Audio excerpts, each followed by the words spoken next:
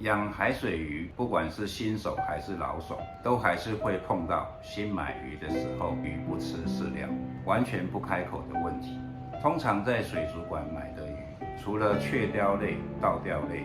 比较好开口之外，神仙类跟蝶鱼，因为都是野生捕获的，短时间要它们在鱼缸里面马上改吃饲料，其实难度是非常高的。有时候各种类型的鱼，就算你在水族馆亲眼看到它们吃饲料，可是回家放到鱼缸里面，它们有时候也可能突然就不吃了。原因有可能是你喂的饲料跟水族馆的饲料品牌不同，味道也不同，还有大环境也不同。你的鱼缸里面的鱼，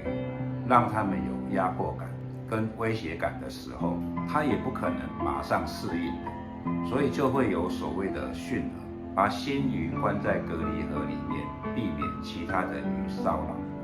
让它安心的在隔离盒吃饲料。当然，大前提是刚放下去，大约2到3天是不用喂它的，因为它需要1、2天适应新环境。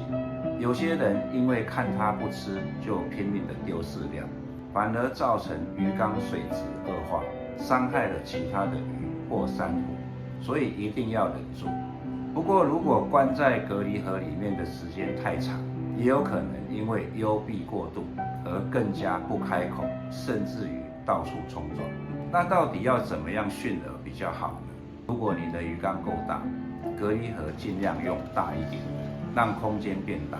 放进去一段时间后，如果还是不开口吃饲料，可以先用冷冻虾先补充一下，避免它饿死。通常冷冻虾都会先成功的开口，之后就可以在喂冷冻虾的时候混合一些饲料，让它不小心吃到饲料的时候，它就会懂颗粒也是可以吃的。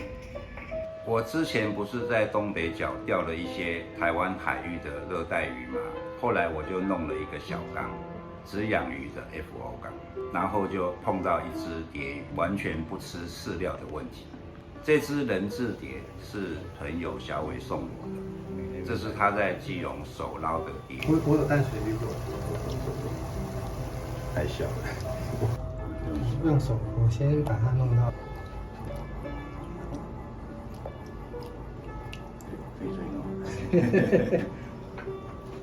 入缸的时候很健康，也很大只。经过正常的流程入缸后，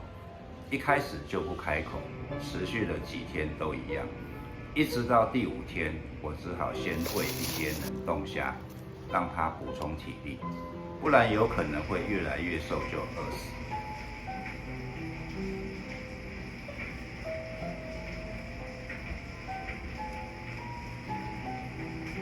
之后的2天，我喂高厚粒的饲料，也一样，只有柴鱼拼命的吃，